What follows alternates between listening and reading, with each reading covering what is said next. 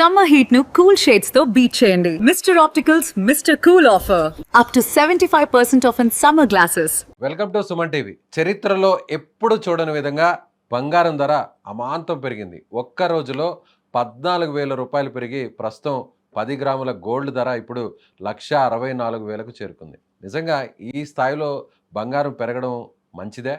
నిజంగా ఇప్పుడు సామాన్యులు కొనడానికి ఇది అనుకూలంగా ఉన్నటువంటి ధర. అలాగే ఇప్పటికే ప్రధాని మోదీ కూడా ఒక పిలుపునివ్వడం జరిగింది, ఏడాది పాటు బంగారు జోలికి వెళ్ళొద్దు అని. సో గవర్నమెంట్ కూడా అందుకు తగ్గట్టుగా ఎక్సైజ్ డ్యూటీని కూడా పెంచింది. పెరిగిన తర్వాత కూడా కొనడం ఇప్పుడు మంచిదే కాదా తెలుసుకునే ప్రయత్నం చేద్దాం. మనతో పాటున్నారు మార్కెట్ అనలిస్ట్గా ఉన్నటువంటి ప్రశాంత్ గారు. ప్రశాంత్ గారు నమస్తే అండి. నమస్తే అండి విజయ్ గారు. ప్రశాంత్ గారు, ఒక్క రోజులోనే ఈ స్థాయిలో పెరగడం అనేది బహుశా ఈ మధ్యకాలంలో మనం ఎప్పుడూ చూడలేదు. సో అయినా కూడా చాలామంది కొనడానికి ఆసక్తి చూపిస్తున్నారు. సో సామాన్యులు ఇప్పుడు కొనడానికి ఇది అనుకూలమైన ధర అనుకోవచ్చా, లేదంటే ఇంకా కూడా పెరిగే అవకాశం ఉందంటారా? మనము విజయ్ గారు సుమన్ టీవీ ద్వారా చాలా విశ్లేషణ చేసాం. మీతోటి కూడా చాలా సార్లు చెప్పాను నేను. బంగారు అనేది ఒక లాంగ్ టర్మ్ అసెట్ కింద మనము తీసుకుంటే బంగారు ధర ఎప్పుడు కూడా మనకు ఖచ్చితంగా మంచి రిటర్న్స్ ఇచ్చే సాధనం. కాకపోతే ఇప్పుడు మ్యాక్రో ఎకనామిక్ సిచ్యువేషన్స్ మనం గ్రహించుకొని చూసుకోవాలి. మ్యాక్రో ఎకనామిక్ సిచ్యువేషన్స్ లో ఎలా ఉందంటే, ఒక యుద్ధం వాతావరణం 2 నెలల నుంచి కూడా ఇరాన్ అండ్ అమెరికా చేస్తున్న యుద్ధం వల్ల, అనిశ్చితి వాతావరణం వల్ల ఒక గ్లోబల్ ఎనర్జీ క్రైసిస్ ఉందండి. అంటే సప్లై చైన్ లో, అంటే ముడి చమురు ప్రధానంగా ఇంపోర్ట్ చేసుకున్న అన్ని దేశాలు కూడా దీనికి ఇబ్బంది పడ్డాయి. అంటే ముడి చమురు లభ్యత అనేది దాదాపు తగ్గిపోయింది. $60 ఒక బ్యారెల్ ధర దాదాపుగా $120 చేరిపోయింది. సో ఇంపోర్ట్ చేసుకున్న అన్ని దేశాలు కూడా ఇబ్బంది పడ్డాయి. దీనికి అనుగుణంగా ప్రధానమంత్రి గారు కూడా ఒక పిలుపునిచ్చారు. సో మనం ఇంపోర్ట్లు అనేది ఖచ్చితంగా ఆపలేం. ఎమర్జెన్సీ అండి. అంటే మనకు ముడి చమురు లాంటివి కూడా మన భారతదేశం 90% ఇంపోర్ట్ చేసుకుంటుంది. సో కాబట్టి మనకు దీన్ని ఇంపోర్ట్ చేసుకోవాలంటే మనం కూడా దాన్ని పే చేయాల్సింది డాలర్లలో. సో డాలర్ల భారం మన భారతదేశంపై పడుతుంది. రూపాయి ఆల్రెడీ క్షీణిస్తూ వచ్చింది. ఇంకా ఫర్దర్ గా కూడా ఎక్కువ క్షీణించకూడదు అంటే మనము వెచ్చించే డాలర్లను తగ్గించాలి. అంటే ప్రధానంగా మన ఇంపోర్ట్స్ $900 బిలియన్ మన ఇంపోర్ట్స్, $800 బిలియన్ ఎక్స్పోర్ట్స్ ఉన్నాయండి. అంటే మనం ఐటీ సర్వీసెస్ కానీ, ఈ అగ్రికల్చర్ ప్రొడక్ట్స్ కానీ, ఫైనాన్షియల్ సర్వీసెస్ ఇతరాతలు మనం ఎక్స్పోర్ట్ చేస్తాం. ఈ ఈ 100 లేదా $120 బిలియన్ మనకు కరెంట్ అకౌంట్ డెఫిసిట్, క్యాడ్ అంటారు, లేదా ట్రేడ్ డెఫిసిట్ ఉంది. సో వీటిపై భారం పడితే మన దగ్గర ఉన్న డాలర్లు, అంటే విదేశీ మారక ద్రవ్య నిల్వలు, ఫారిన్ ఎక్స్చేంజ్ రిజర్వ్స్ కాస్త తగ్గుతూ పోయి, ఒక సంవత్సరం కిందట శ్రీలంక లాంటి పరిస్థితులు మనకు రాకూడదు, లేదా 91లో భారతదేశం ఎదుర్కొన్న పరిస్థితులు రాకూడదు అంటే మన డాలర్ నిల్వలో ఉండాలంటే మనం ఇంపోర్ట్స్ తగ్గించుకోవాలి. మరి పెట్రోల్ డీజిల్ అయితే తగ్గించుకోలేము, అవి నిత్యావసరాలు, ఖచ్చితంగా మనం దాన్ని ఆపలేము. అది అర్థం చేసుకునే సామాన్యులు అది అర్థం చేసుకునే పరిస్థితి ఉందంటారా? సో ఎవరికి వాళ్ళు వ్యక్తిగతంగా వాళ్ళ ఫైనాన్షియల్ పొజిషన్ బట్టి గోల్డ్ కొనాలా లేదా అని ఆలోచిస్తారు. జాతీయ ప్రయోజనాలను బట్టి అంటే అది పెద్ద వ్యక్తులు, కంపెనీలు, సంస్థలు, కాస్త దేశం మీద దేశభక్తి ఉన్న వాళ్ళు కొద్దిగా గొప్ప మంది ఆలోచిస్తారు. కానీ ఇప్పుడున్న సిచ్యువేషన్లో చూస్తే ఎక్కువ మంది కూడా ఒకవేళ గోల్డ్ కొనిపెట్టుకుంటే భవిష్యత్తులో అది మన సొంత ఆర్థిక ప్రయోజనాలకి ఉపయోగపడుతుంది కదా అని ఆలోచిస్తారు కదా. సో అలాంటి వాళ్ళకి మీరు ఏం చెప్తారు? అంటే ఇప్పుడు కొనుక్కోవడం కరెక్టా కదా? మీరు 100% కరెక్ట్ పాయింట్ చెప్పారండి. ఎవరు కూడా, ఎటువంటి పర్సన్ అయినా కూడా, హౌస్ హోల్డ్ అయినా కూడా స్వప్రయోజనాలు దాటి ఎవరు చేయరండి. అంటే ఇప్పుడు దేశం తీసుకోవాల్సిన, అంటే ప్రభుత్వం తీసుకోవాల్సిన చర్యలు తీసుకోకుండా మీరు ఇది తినద్దు, అది కొనద్దు అంటే ఎవరు వినరండి. అది ఇంకా కొనకపోగా, అంటే మానుకోకపోగా ఇంకా ఎక్కువ చేస్తారు. ఇప్పుడు నిన్న ప్రధానమంత్రి గారు అనౌన్స్మెంట్ వచ్చిన తర్వాత బంగారు పైన డిమాండ్ అమాంతంగా పెరిగింది. ఒక్కసారిగా అందరు వెళ్ళి ఏదో అయిపోతుంది బంగారానికి, సడన్ గా వద్దంటున్నారంటే అంటూ ఎక్కువగా దాని మీద ఫోర్స్ చేశారు. అంటే ఇప్పుడు ఇండివిజువల్ చాయిస్ అనేది మనం ఎప్పుడు డిటర్మైన్ చేయలేమండి. మీరు చెప్పారు, కరెక్ట్ పాయింట్ చెప్పారు. మన స్వప్రయోజనం లేదా మా కుటుంబ అవసరాలను దాటి దేశ ప్రయోజనం అంటూ ఎప్పుడు ఉండదండి. ఎందుకంటే నేను నా ఇల్లు, నా ఆర్థిక స్థితిగతులు ముఖ్యంగా ప్రధానంగా చూసుకుంటాను, తర్వాత దేశం. సో కాబట్టి ఇలాంటి అపీల్స్ అనేటివి కూడా సాధారణంగా కూడా రెస్పాండ్ కారు. 1960, 70ల కాలంలో కూడా ఒకసారి ఇందిరాగాంధీ మన ప్రధానమంత్రి ఉన్నప్పుడు కూడా ఇలాంటి పిలుపునే ఇచ్చారు. సో దయచేసి బంగారు ఇంపోర్ట్ అనేది తగ్గించాలి, బంగారు అనేది మనం కొనడం ఆపండి, ఎందుకంటే మన విదేశీ మారక ద్రవ్య నిల్వల మీద ఇది ఎఫెక్ట్ చూపిస్తుందని.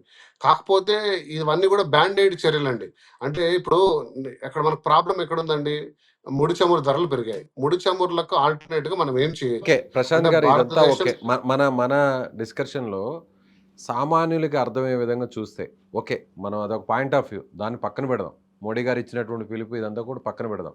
సరే ఇప్పుడు మనం కన్జ్యూమర్ పాయింట్ ఆఫ్ వ్యూలోనే ఒకసారి ఆలోచిద్దాం. ఇప్పుడు 1,64,000 ఉంది. ఇంకా కూడా పెరిగే అవకాశం ఉందా? లేదంటే ఈ ధర తగ్గే అవకాశం ఉందా? ఒక్క రోజులోనే చరిత్రలో ఎన్నడూ లేని విధంగా రూ. 14,000 పెరిగింది 10 గ్రాములు. సో ఇంకా కూడా పెరిగే అవకాశం ఉందా? అంటే మనం కొనమని గాని, కొనొద్దని ఆ విషయాన్ని పక్కన పెడదాం. ఓకే. జాతీయ ప్రయోజనాల దృష్ట్యా మన ప్రధానమంత్రి గారు కోరుకున్నట్లు, ఆయన పిలుపునిచ్చినట్లు అందరూ కూడా కొనకుండా ఉంటేనే మంచిదని మనం గూడా కోరుకున్నాం. బట్ ఒకవేళ ఏదన్నా చిన్న చిన్న అవసరాల కోసం, సేఫ్టీ కోసం కొనుక్కోవాలి అనుకున్న వాళ్ళు ఇప్పుడు కొనుక్కోవడం మంచిదా కాదా? బంగారు అనేది at any point of time Vijay గారు మనం ఎప్పుడు కూడా కొనుక్కోవాలని నేను సజెస్ట్ చేస్తాను. ఎందుకంటే బంగారు ధర ఈరోజు ప్రైస్‌కి ఇప్పుడున్న మనకు ప్రైస్‌కి.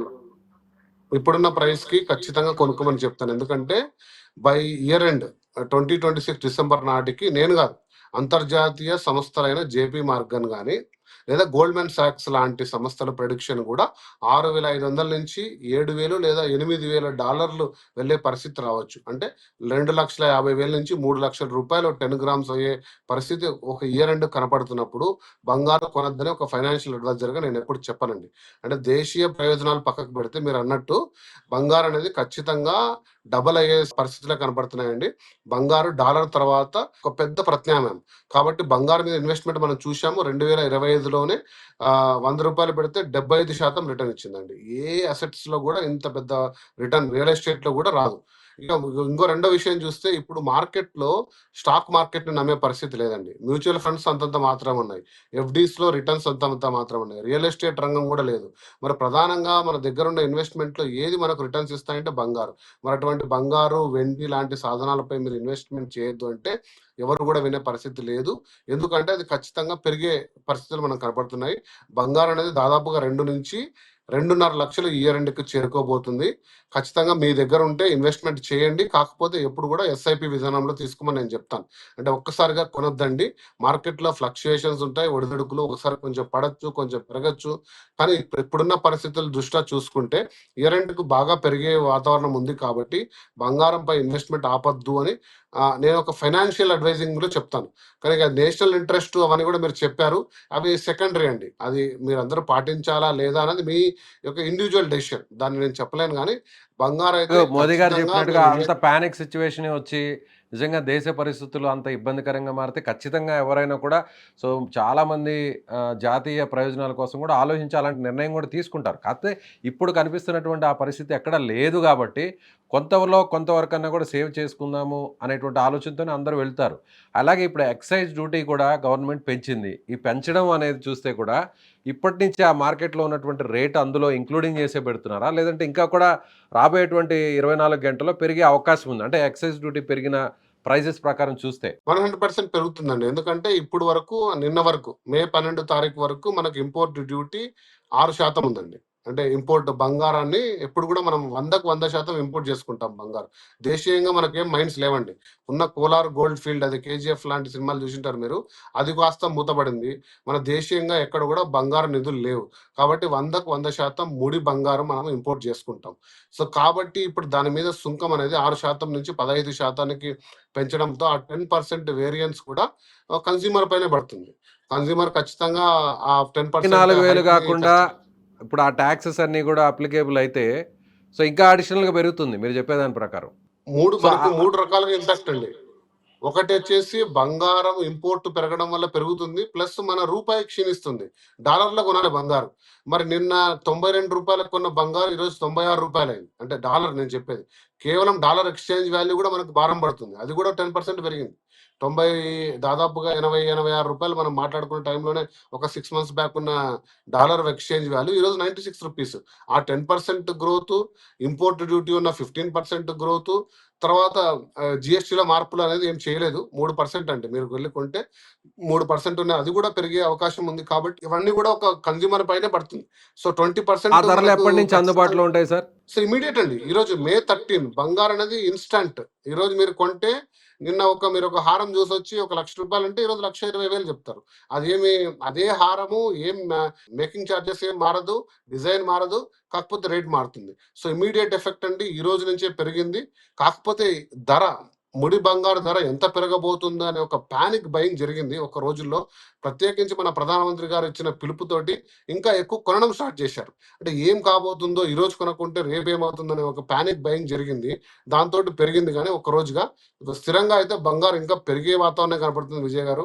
కాబట్టి బంగారాన్ని కొద్ది మొత్తంలో నెల నెల అనేది మీరు తీసుకోమని నేనెప్పుడు అడ్వైస్ చేస్తాను.